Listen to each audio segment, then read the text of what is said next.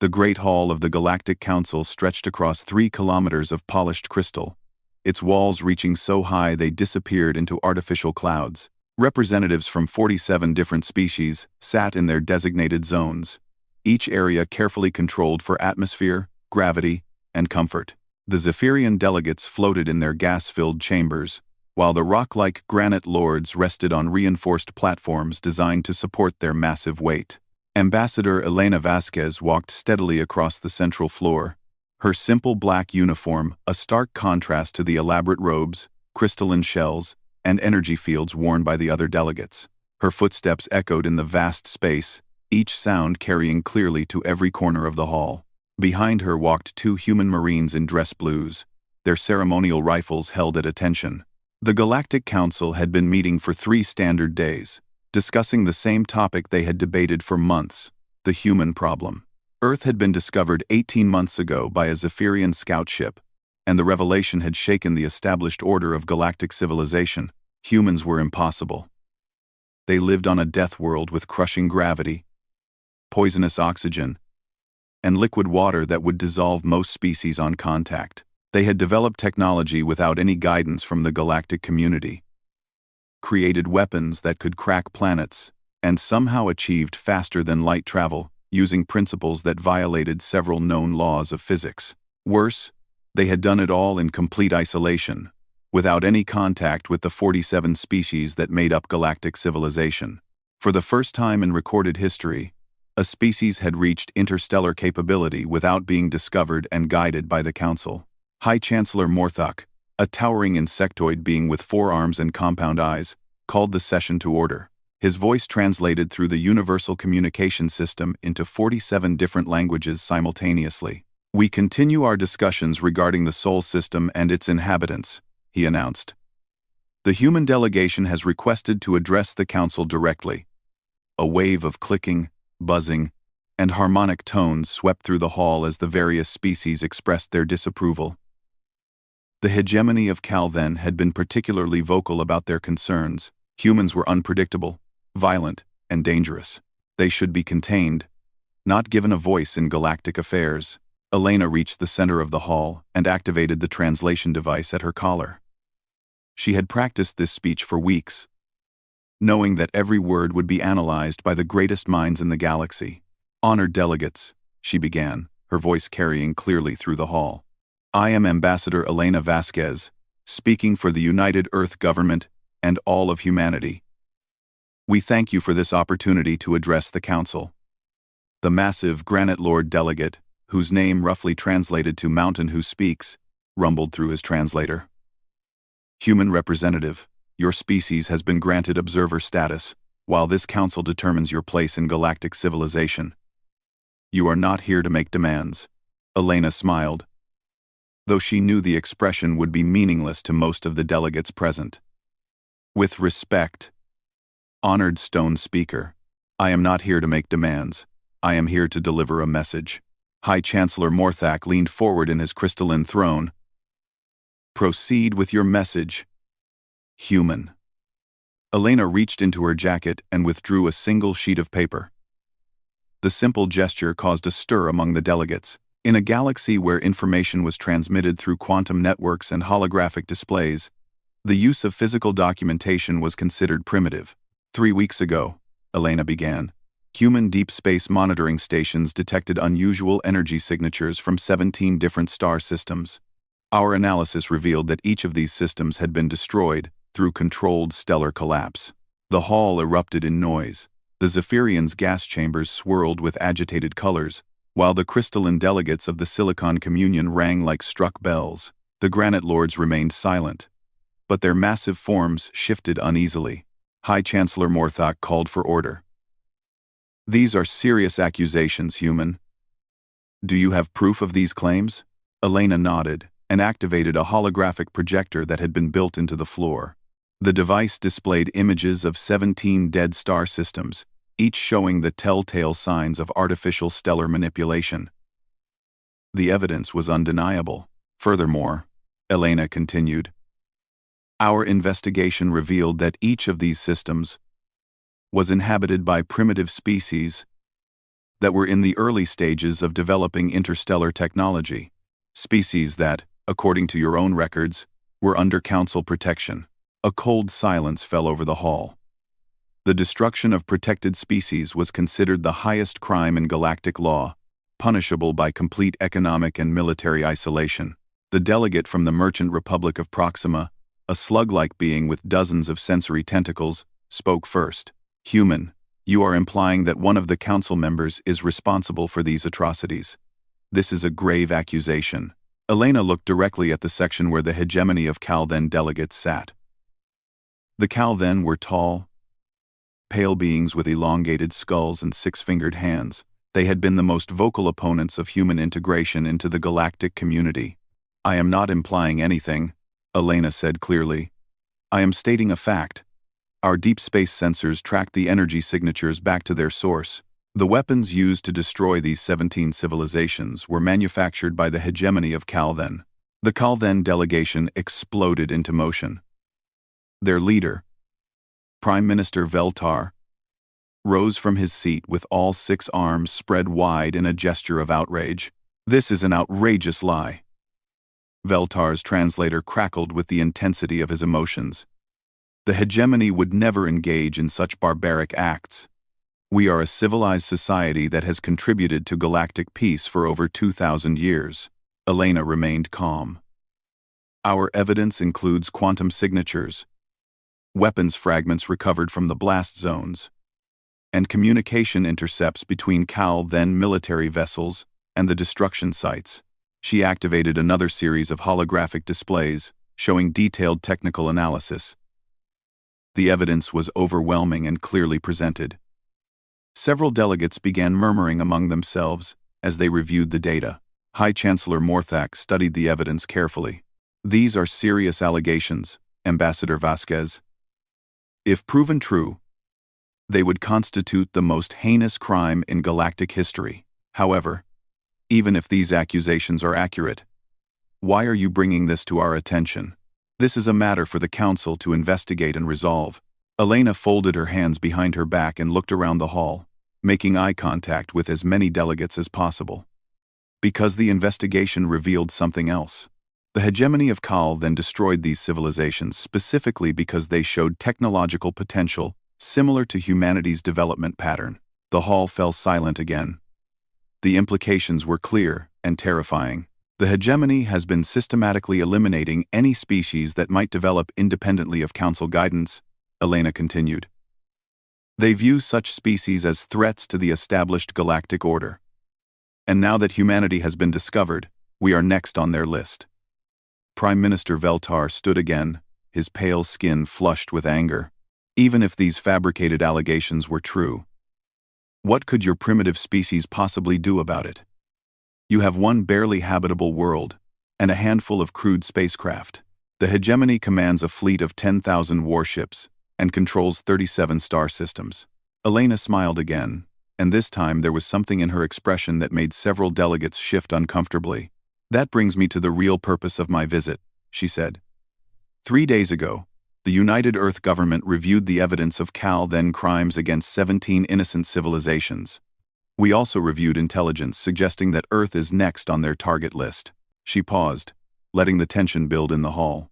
"After careful consideration, the United Earth government has reached a decision. We tried diplomacy. We tried working through proper channels. We tried following galactic law and procedure. None of that has prevented the systematic murder of billions of innocent beings." Elena reached into her jacket again and withdrew a second document. This one was sealed with a simple red wax emblem. "Therefore, as of today, the United Earth government formally declares a state of war between humanity and the hegemony of Kalden." The hall erupted into chaos.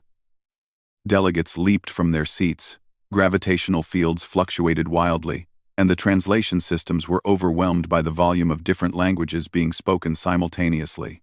High Chancellor Morthak pounded his ceremonial staff against his throne until the noise subsided.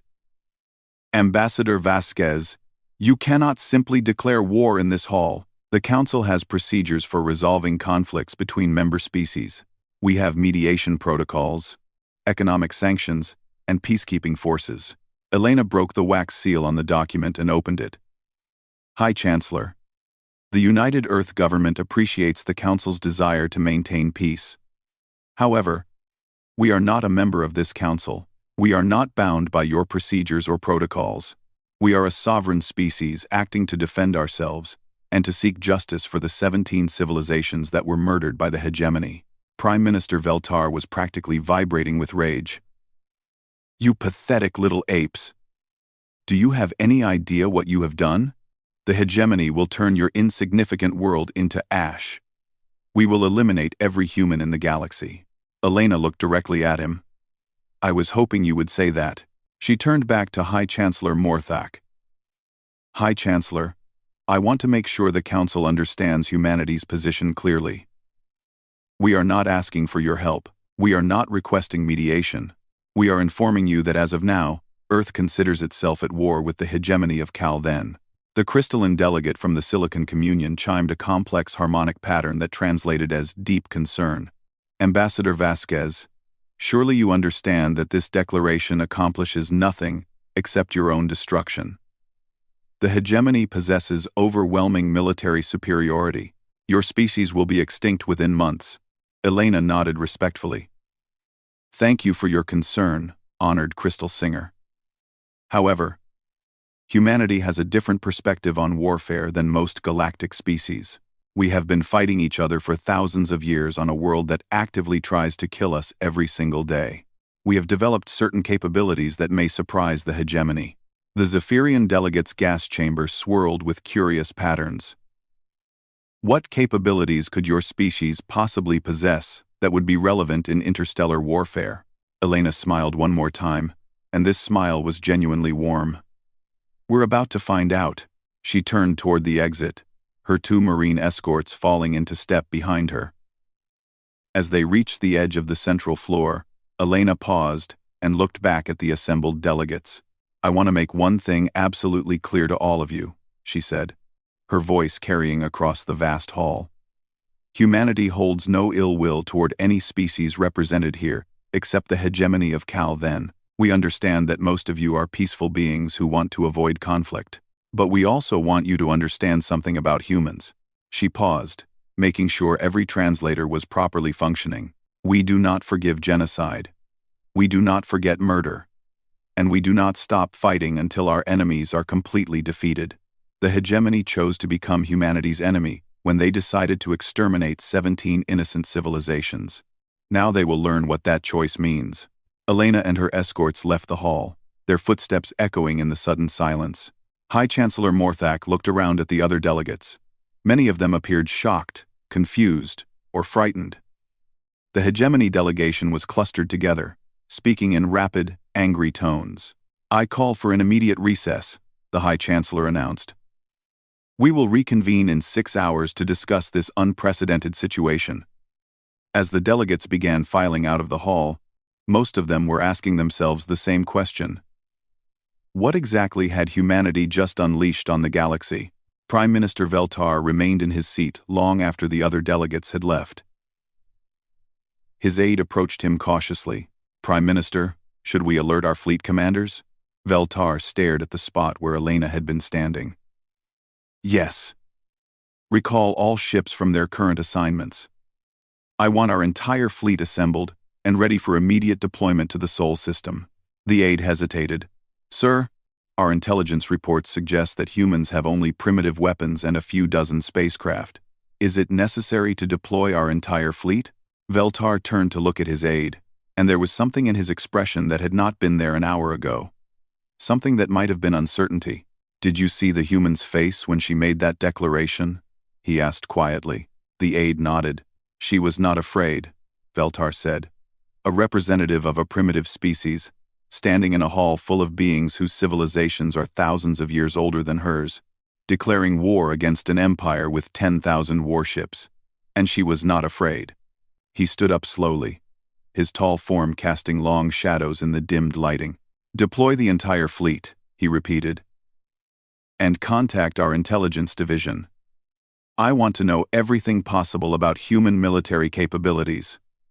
Everything. As the hegemony delegation left the hall, None of them noticed the small device that had been placed under Prime Minister Veltar's seat during the chaos of Elena's declaration.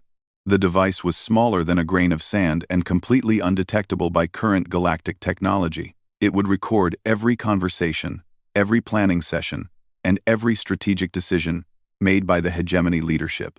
3 light-years away, Elena Vasquez sat in the captain's chair of the Earth warship Indomitable, reviewing reports from similar devices that had been placed throughout the hegemony's command structure over the past 6 months. All intelligence packages are transmitting clearly, Ambassador, reported the ship's communication officer. We have real-time access to their entire command network. Elena nodded. Excellent. Signal the fleet. Operation Righteous Fury is now in effect. The communication officer paused. Ambassador, the hegemony has just issued a general mobilization order. Their entire fleet is being assembled for an attack on Earth. Elena leaned back in her chair. 10,000 ships, just as we calculated. Perfect. The ship's tactical officer looked confused. Perfect, ma'am? Elena smiled. Lieutenant, what is the first rule of human warfare? The young officer thought for a moment. Never fight fair if you can help it? Close, Elena said. The first rule is, know your enemy better than they know themselves. The hegemony has just done exactly what we wanted them to do. They've assembled their entire fleet in one location, following predictable tactical doctrines, using technology we've been studying for months. She stood up and walked to the forward viewport, looking out at the stars. The hegemony thinks they're hunting humans, she said quietly. They have no idea that humans have been hunting them.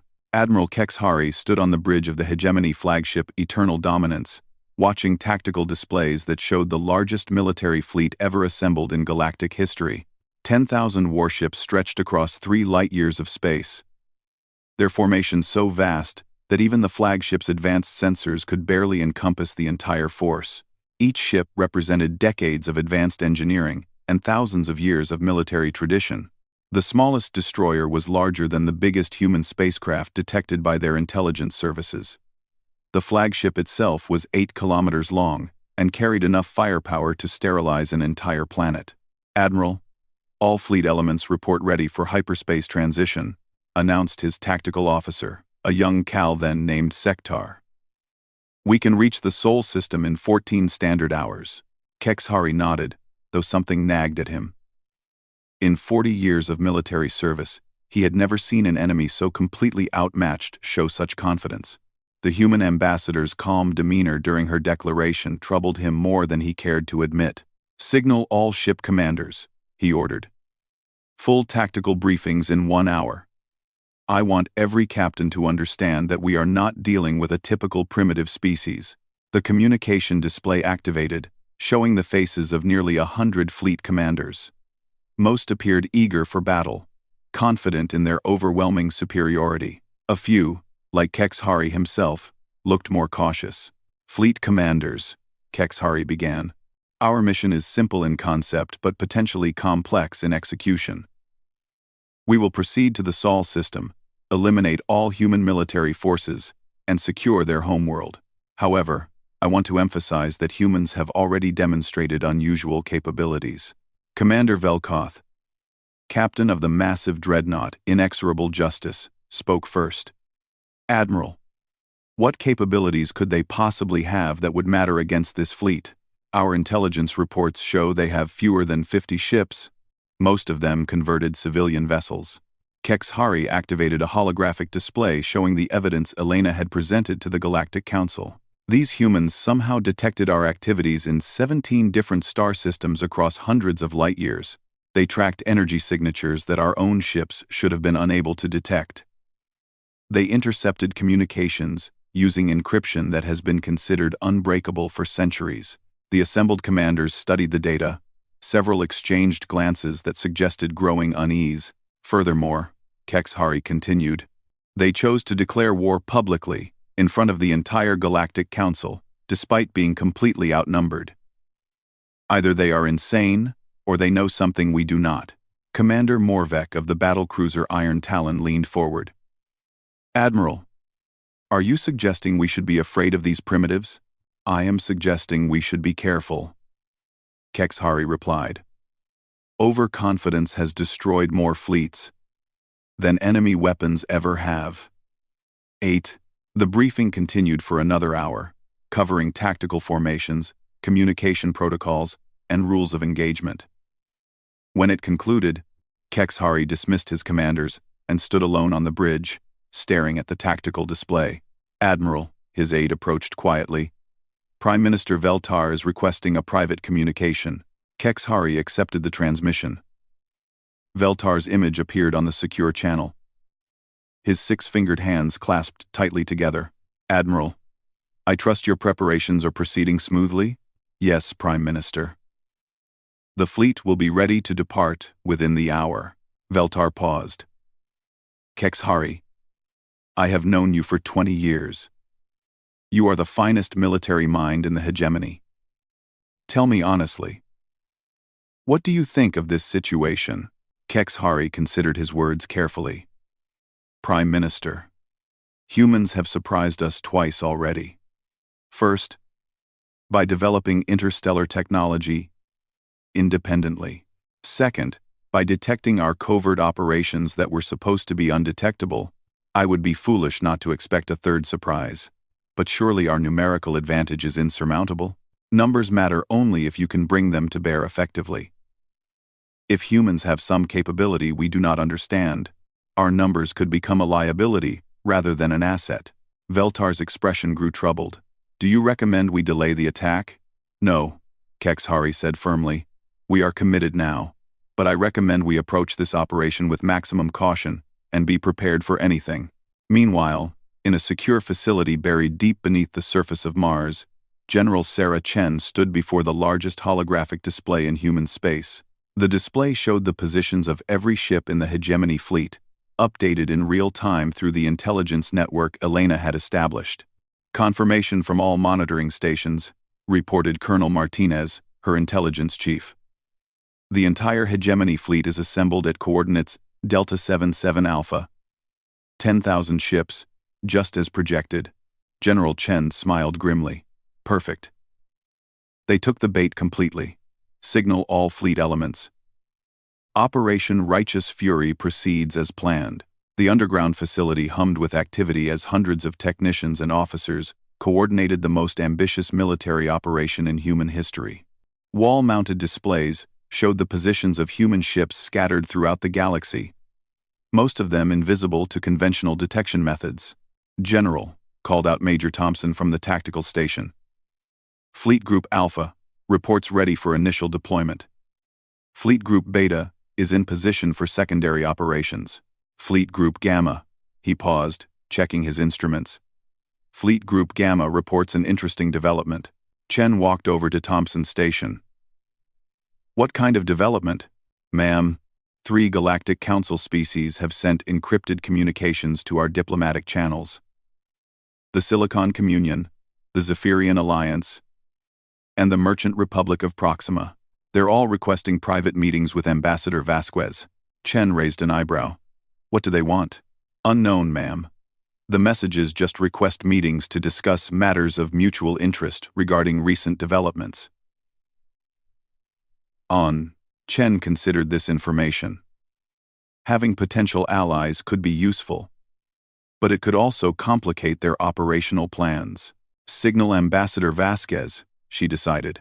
Tell her to accept the meetings but make it clear that our military operations will proceed regardless of any political discussions. Across the solar system, Elena received the message while aboard the human stealth ship Shadow Walker. The vessel was unlike anything in the galactic database, completely undetectable by conventional sensors and armed with weapons based on principles that most species had never encountered. Ambassador, the ship's captain addressed her. We're receiving multiple communication requests from Council species. Should we respond? Elena nodded. Accept all 3. Schedule them for sequential meetings starting in 2 hours. The first meeting was with Crystal Singer Harmony of Deep Resonance, the Silicon Communion delegate, who had expressed concern during Elena's declaration. Ambassador Vasquez, the crystalline being's harmonic voice translated clearly through the communication system. My people are deeply troubled by recent events. We have reviewed the evidence you presented regarding hegemony atrocities, and we find it convincing. Elena maintained a neutral expression. I appreciate the Silicon Communion's objectivity. Crystal Singer. However, we are also concerned about the potential consequences of this conflict. The hegemony has been a major power in the galaxy for over 2 millennia. Their sudden destruction could destabilize the entire galactic economy. Elena leaned forward slightly. Crystal Singer, are you asking humanity to allow genocide to go unpunished in order to maintain economic stability? The crystalline being's light patterns shifted to indicate distress. Of course not. But surely there are alternatives to total warfare? Economic sanctions? Political isolation? Perhaps a limited military response? The hegemony has murdered 17 entire civilizations, Elena replied. Billions of sentient beings who never had a chance to defend themselves. How would you suggest we respond, limitedly, to that level of atrocity? Crystal Singer Harmony paused for a long moment, her crystalline structure resonating with complex harmonics. What if the Silicon Communion could guarantee that the hegemony would face appropriate justice through galactic legal channels? Elena shook her head. With respect, Crystal Singer, galactic legal channels have been aware of these atrocities for months and have done nothing. The Council was prepared to debate the issue indefinitely, while the hegemony prepared to murder another civilization. But surely you understand that your species cannot possibly defeat the hegemony's military forces? Elena smiled. That remains to be seen. The second meeting was with gas dancer Swift Current Through Clouds, the Zephyrian delegate. Human Elena, the Zephyrian swirling gas patterns translated as formal address. The Zephyrian Alliance wishes to express support for your quest for justice, but we are concerned about the methods you have chosen. What would you suggest, gas dancer? The Zephyrian Alliance possesses advanced stealth technology that could allow precision strikes against hegemony leadership while avoiding general warfare. We could offer this technology as an alternative to open conflict. Elena considered the offer. Zephyrian stealth technology was legendary throughout the galaxy, and having access to it could indeed provide alternatives to direct military confrontation. That is a generous offer, she replied. However, the hegemony's crimes require more than just removing their current leadership. The entire military and political structure that enabled these genocides must be dismantled. But at what cost? Galactic warfare could result in millions of additional casualties. 10. Elena's expression hardened. Gas dancer. Let me be clear about something. Humanity tried diplomatic solutions. We presented evidence to the Council. We followed proper procedures. None of that prevented the planned extermination of our species or brought justice for the murdered civilizations. She stood up from her chair. If the galaxy had acted when we first presented our evidence, this war would not be necessary. But since the Council chose to debate while the hegemony prepared for more genocide, humanity will act alone. The third meeting was with Trademaster Golden Profit Flows, representing the Merchant Republic of Proxima. Ambassador Vasquez, the slug-like being's tentacles writhed with nervous energy. The Merchant Republic has a practical proposal that could benefit all parties involved. Elena raised an eyebrow. I'm listening. The hegemony controls several resource-rich star systems that generate enormous wealth. Rather than destroying their entire civilization, what if these systems were redistributed to species that would manage them more responsibly? You're proposing to divide up hegemony territory after their defeat? I am proposing a solution that provides justice for their victims while maintaining galactic economic stability. The murdered civilizations cannot be brought back, but their deaths could be honored by ensuring that the resources used to destroy them are instead used to build and create. Elena studied the Trademaster carefully. And I suppose the Merchant Republic would be willing to help manage some of these resources? Golden Profit Flow's tentacles curled in what Elena recognized as embarrassment. The Merchant Republic has extensive experience in resource management and interstellar trade networks. We would, of course, be willing to contribute our expertise to any post-conflict reconstruction efforts. Elena stood up again. Trademaster, I appreciate your Republic's pragmatic approach. However, you're making the same assumption as the other delegates. that humanity needs or wants your help to defeat the hegemony. But surely you must realize that your military forces are completely outmatched? Elena walked to the viewport and looked out at the stars. Trademaster, let me tell you something about humans that apparently hasn't made it into your intelligence files. We are very good at making the impossible seem inevitable. All 3 meetings concluded with the same result: offers of assistance or alternatives to direct warfare, and Elena's polite but firm refusal of all such offers. Admiral Kexhari was reviewing the final deployment orders when his tactical officer approached with a concerned expression. Admiral, we've detected unusual energy patterns near the edge of our sensor range. Kexhari looked up from his reports. What kind of energy patterns? Unknown, sir. Our computers cannot classify them. They appear to be some form of highly sophisticated scanning beam, but using principles our sensors do not recognize. The Admiral felt a chill run through his body. How many sources? That's the strange part, sir.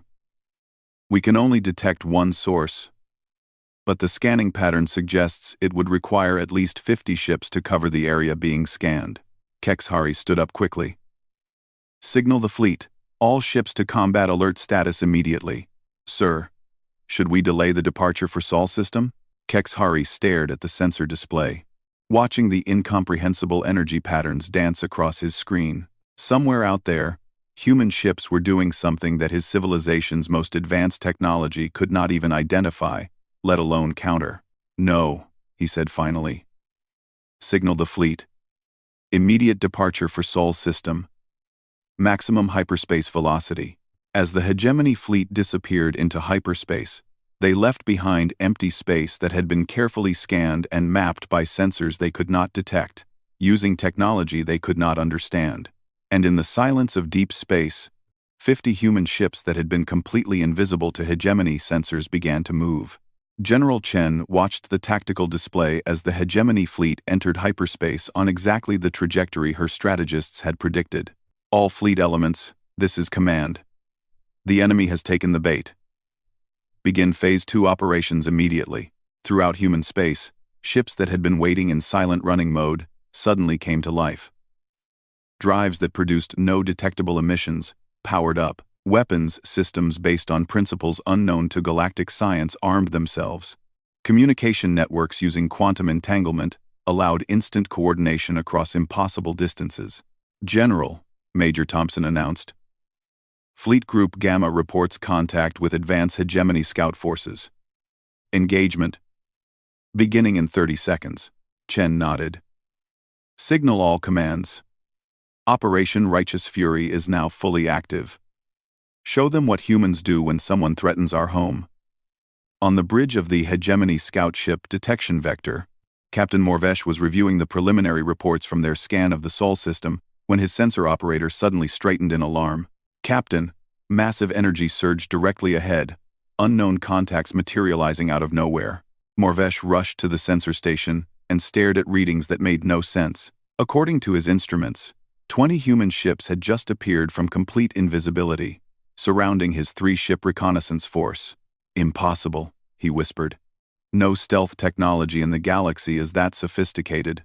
Captain, his communication officer called out. We're receiving a transmission from the lead human vessel. On screen, a human face appeared on the main display. The person appeared to be middle-aged, with graying hair and calm blue eyes that seemed to look directly into Morvesh's soul. Hegemony vessels, the human said in perfect Cal-then language. This is Captain Sarah Mitchell of the Earth Defense Force. You are trespassing in human space with hostile intent. You have 30 seconds to power down your weapons and surrender. Morvesh found his voice. Human ship, you are vastly outnumbered. Our main fleet consists of 10,000 vessels. Surrender now, and you will be treated according to the laws of warfare. Captain Mitchell smiled, and something about that expression made Morvesh's blood run cold. Captain, I don't think you understand the situation. You're not fighting the entire human fleet. You're fighting 3 ships from our advanced reconnaissance force. Our main fleet is elsewhere. Morvesh looked at his tactical display. 20 human ships surrounded his 3 vessels, and his sensors could not detect any weapons on the human ships at all. Your time is up, Captain, Mitchell announced. Since you have chosen not to surrender, we'll be taking your ships by force. Try not to resist too much. We have questions for your crews. Morvesh opened his mouth to order his ships to attack, but before he could speak, something impossible happened. Every system on his ship simply stopped working. Lights went out. Gravity generators failed. Life support systems went offline. Weapon systems shut down completely. And then, as his crew floated helplessly in zero gravity, emergency lighting flickered on to reveal that human soldiers had somehow materialized on his bridge. The last thing Captain Morvesh saw before he lost consciousness was Captain Mitchell's calm blue eyes staring at him through what appeared to be some form of advanced tactical armor. When he awakened, he was in a holding cell aboard a human ship, and through the transparent wall, he could see the wreckage of his entire reconnaissance force drifting in space. 14 hours later, Admiral Kex Hari's massive fleet dropped out of hyperspace at the edge of the Sol system. Expecting to find a primitive world, defended by a few dozen converted civilian vessels. Instead, they found empty space. Admiral Kex Hari stared at the tactical displays in growing confusion. The Sol system stretched before his fleet, exactly as their intelligence reports had described it. A yellow star with 8 planets, including the human homeworld, Earth. But something was fundamentally wrong. "Sensor report," he ordered tersely. "Admiral," his sensor officer replied, his voice tight with uncertainty. "We detect no human ships anywhere in the system. No orbital installations. No defensive platforms. Nothing, except the planets themselves." Kex Hari felt ice forming in his stomach. A species confident enough to declare war against impossible odds would not simply abandon their homeworld without a fight. "Full spectrum scan," he ordered. "Active sensors, maximum range. I want to know the location of every piece of metal larger than a maintenance pod." The flagship's massive sensor arrays powered up, flooding the Sol system with detection beams that could penetrate any known stealth technology. The results came back within minutes, and they made no sense. "Admiral," the sensor officer reported, "deep scan confirms no artificial objects in space beyond normal civilian traffic. We detect approximately 300,000 human ships, but they appear to be commercial vessels, passenger transports, and cargo haulers. No military signatures anywhere." Commander Sektar leaned forward. "Could they have evacuated their entire military force?" Kex Hari shook his head. "Where would they go? Our intelligence networks cover every inhabited system within 50 light-years. There are no human ships anywhere except here." 1. He activated the fleet communication system. "All ships, maintain battle formation, and advance toward the 3rd planet. Be prepared for anything." The massive hegemony fleet began moving into the Sol system. 10,000 warships arranged in a formation designed to overwhelm any possible defense. As they approached Earth's orbit, their sensors detected increasing amounts of civilian traffic. Cargo ships carrying supplies between Earth and its colonies, passenger vessels moving people to mining operations in the asteroid belt, and research ships conducting scientific experiments near the outer planets. None of them appeared to be armed. "Admiral," the communication officer announced, "we're receiving a transmission from Earth." On screen, the main display activated to show a human woman in what appeared to be a military uniform. She was sitting in what looked like a conference room, rather than a ship's bridge. "Hegemony Fleet, this is General Sarah Chen, Commanding Officer of Earth Defense Forces. Welcome to the Sol System." Kex Hari stepped forward. "I am Admiral Kex Hari of the Hegemony Navy. I demand the immediate surrender of all human military forces and the unconditional capitulation of your government." General Chen smiled. "Admiral, I appreciate your directness. Before we discuss surrender terms, would you mind if I asked you a question?" Kex Hari hesitated. Military protocol demanded immediate action, but something about the general's calm demeanor made him curious. "Proceed. How many ships did you bring to our system?" 10,000 vessels, Kex Hari replied proudly. "The largest fleet ever assembled in galactic history." "That's quite impressive," General Chen nodded. "And you brought your entire fleet here? Because you were concerned about humanity's military capabilities?" We brought overwhelming force to ensure rapid victory with minimal casualties. General Chen leaned back in her chair. Admiral, has it occurred to you to wonder why we declared war publicly, in front of the entire Galactic Council, despite knowing that you possessed overwhelming military superiority? Kexhari felt that cold sensation spreading through his body again. Explain yourself. It's really quite simple, General Chen replied. We wanted you to bring your entire fleet here. Before Kexhari could respond, every sensor display on his ship suddenly activated with alarms. The tactical officer's voice cracked with disbelief. Admiral. Massive energy signatures appearing throughout the fleet formation. Unknown contacts materializing from stealth. Unknown contacts. Unknown contacts.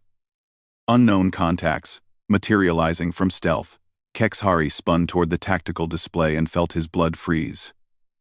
Human ships were appearing from complete invisibility, not just around the edges of his formation, but distributed throughout it. Hundreds of them, then thousands. Impossible, he whispered. No stealth technology could hide that many ships from our sensors. General Chen's voice continued from the communication channel. Admiral, you're looking at the Earth Defense Force. All of it. Every human warship we've built over the past 18 months. Kexhari's tactical officer was frantically working his controls. Sir, I count. This can't be right. Over 15,000 human vessels. They're everywhere. How did they get so close without being detected? On the main screen, General Chen stood up from her chair. Admiral, would you like to know why we really declared war on the hegemony? Kexhari could only nod, his mind reeling from the impossible situation developing around his fleet. We declared war because we've been preparing for it for 8 months, Chen explained. Ever since our deep space monitors first detected the energy signatures from your genocide operations, we knew that discovery was inevitable, and we knew that any species capable of systematically murdering entire civilizations would eventually target Earth. She walked closer to the camera. So we prepared. We built ships using technology that your sensors cannot detect. We developed weapons based on principles your civilization has never encountered, and we baited you into bringing your entire fleet to exactly where we wanted it. The tactical display showed the impossible truth. The hegemony fleet was completely surrounded by human ships that had somehow remained invisible until the moment of their choosing. Even worse, detailed scans were revealing that the human vessels were armed with weapons that produced energy signatures unlike anything in the galactic database. Admiral, his communication officer called out. We're receiving surrender demands from multiple human ships.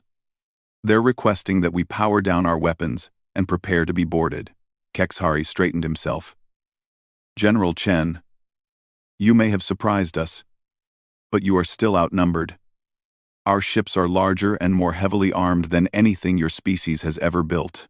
General Chen smiled again, and this time Kexhari recognized the expression from Elena's declaration at the Galactic Council. It was the smile of someone who knew something their opponent did not. Admiral, you're absolutely right. Your ships are larger and more heavily armed than ours. Unfortunately for you, that's not how this kind of warfare works. She gestured towards something off-screen. Would you mind checking your tactical systems? Specifically, your targeting computers and fire control networks? Kexhari turned to his weapons officer. Report on all weapons systems. The officer worked frantically at his console for several minutes before looking up with a pale, confused expression. Admiral, I don't understand. All weapons systems appear to be functioning normally, but the targeting computers cannot lock onto any human ships. The fire control network keeps returning error messages I've never seen before. General Chen's voice continued from the speakers. Admiral, your weapons were designed to fight ships using technology similar to your own. Force fields, energy shielding, conventional stealth systems. But human ships don't use any of those technologies. What do you use? Kexhari asked quietly. Something your civilization never developed because you never needed it. You've been the dominant military power in the galaxy for thousands of years. You could overwhelm any opponent through superior numbers and firepower, so you never learned to fight smart. Suddenly, the tactical display lit up with new information. The sensor operator's voice was high with panic. Admiral, we're detecting massive energy buildups from the human ships. Unknown weapon signatures. They're preparing to fire. General Chen's image looked directly at Kexhari. Admiral, you have 30 seconds to order your entire fleet to power down weapons and surrender. This is the only warning you will receive. Kexhari looked around his bridge at officers whose faces reflected his own disbelief and growing fear. For the first time in his military career, he was completely outmaneuvered by an opponent he had underestimated. General, what assurance do I have that you will treat my crews with honor if we surrender? The same assurance that the 17 civilizations you murdered had when they begged for mercy, Chen replied coldly. None. The silence on the bridge stretched for long seconds. Finally, Kexhari activated his fleet communication system. All ships, this is Admiral Kexhari. Power down all weapons systems and prepare to be boarded. Do not resist human forces. Down. Commander Sektar stared at him in shock. Admiral, we cannot simply surrender the entire fleet. Kexhari looked at the tactical display one more time. 15,000 human ships surrounded his 10,000 vessels. Armed with weapons he could not understand, and protected by defenses his guns could not penetrate. Commander, look at these readings. Our weapons cannot target them, but their weapons are locked onto every single one of our ships. This is not a battle. This is an execution, waiting to happen. Over the next 6 hours, human boarding parties systematically took control of every ship in the hegemony fleet. The process was carried out with mechanical efficiency that spoke of months of planning and preparation. Kexhari found himself in a holding cell aboard a human ship designated as the UES Justice, along with his senior staff. Through the transparent walls of their cell, they could watch human technical teams examining hegemony equipment with obvious interest. Captain Elizabeth Morrison, the human officer who had taken custody of the hegemony prisoners, addressed them through the cell's communication system. Admiral Kexhari, your cooperation has been noted and will be taken into consideration during your eventual trial for war crimes. Kexhari looked up. Captain, what will happen to my crews? That depends on their individual level of involvement in the genocide operations. Those who were simply following orders will likely face imprisonment and re-education. Those who planned or participated directly in the murder of civilian populations will be executed. The Admiral nodded slowly. What will happen to the hegemony? Captain Morrison consulted a datapad. The hegemony of Cal then is hereby dissolved. Its territory will be redistributed to the surviving populations of the civilizations you destroyed. Your homeworld and primary colonies will be administered by a joint human galactic council until such time as your people demonstrate that they can govern themselves without committing genocide. She turned to leave, then paused. Admiral, you asked General Chen what assurance you had regarding honorable treatment. Let me give you that assurance now. Humanity does not murder prisoners. We do not torture civilians. And we do not destroy entire civilizations. Unlike the hegemony, we actually follow the laws of warfare. 2 days later, Elena Vasquez stood once again in the Great Hall of the Galactic Council. But this time the atmosphere was very different. Instead of skepticism and hostility, she faced an assembly of delegates who looked at her with expressions ranging from awe to fear to deep respect. High Chancellor Morthak called the session to order. Ambassador Vasquez, the Council has reviewed the reports from the Sol system. The hegemony fleet has been completely captured, with minimal casualties on either side. This represents the most decisive military victory in recorded galactic history. Elena nodded. Thank you, High Chancellor. Humanity achieved its primary objective, ending the hegemony's ability to commit genocide and bringing their leadership to justice for their crimes. The Crystal Singer delegate's harmonic voice rang through the hall. Ambassador, the efficiency of your military operations suggests a level of technological advancement far beyond what anyone suspected. The Council is concerned about the implications. Elena looked around the hall, making eye contact with as many delegates as possible. Honored Crystal Singer, humanity has no territorial ambitions beyond our own solar system. We have no desire to conquer or dominate other species. We simply wanted justice for the murdered civilizations and security for our own people. The Zephyrian delegate's gas chamber swirled with complex patterns. Human Elena, Your species has demonstrated capabilities that could reshape the balance of power in the galaxy. What assurance can you give that Earth will not become another hegemony? Elena considered the question carefully.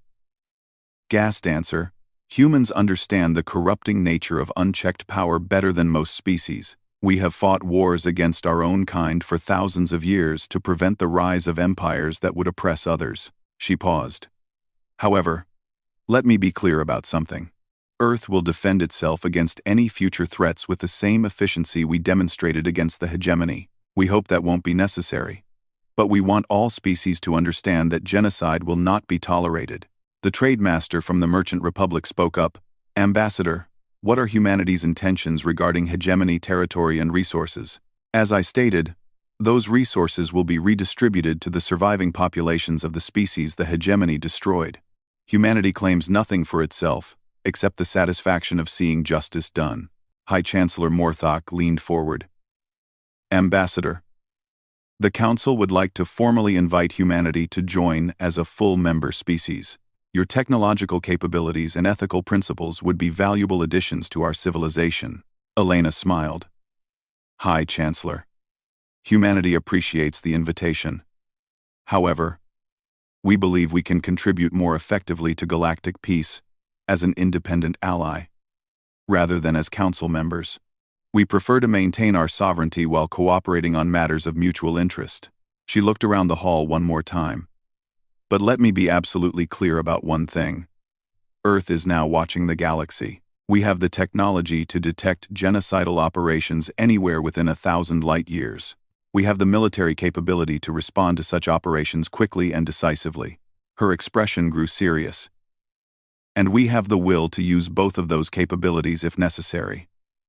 The age of unopposed genocide is over. 12. End quote. Also Dahlers. Accent. Unquote. As Elena left the Great Hall for the second time, the silence she left behind was very different from the first. Before, it had been the silence of shock and uncertainty. Now, it was the silence of understanding. For the first time in galactic history, there was a species with both the power and the determination to enforce justice across interstellar distances. The galaxy would never be the same. In human space, General Chen stood in the command center beneath Mars, watching status reports from across the galaxy. Human monitoring stations were coming online in dozens of star systems, staffed by volunteers from species whose civilizations had been saved by the hegemony's defeat. General, Colonel Martinez approached with the latest intelligence summary. Long-range sensors are detecting normal activity throughout the galaxy. No signs of military buildups or aggressive actions by any council species. Chen nodded. Good. Maybe they got the message. She walked to the main display, which showed the positions of human ships scattered throughout known space. Most were on their way home. Their mission complete, but enough remained on patrol to ensure that the galaxy's newly peaceful state would remain intact. Colonel, signal all fleet elements. Mission accomplished. The galaxy is safe. For now. 3 months later, in a small classroom on a planet orbiting a star that had nearly been destroyed by hegemony forces, a young alien teacher showed her students images of the human ships that had saved their world. Remember, she told them, there are people out there who care about justice. People who will fight to protect others, even when those others are complete strangers. One small student raised a tentacle in question. Teacher, will the humans always protect us? The teacher smiled. I don't know if they will always be able to help everyone, but I know they will always try. And sometimes, that's enough to change everything. Outside the classroom window, a small human patrol ship passed silently overhead, its crew scanning the skies for any sign of renewed threat to the peaceful world below.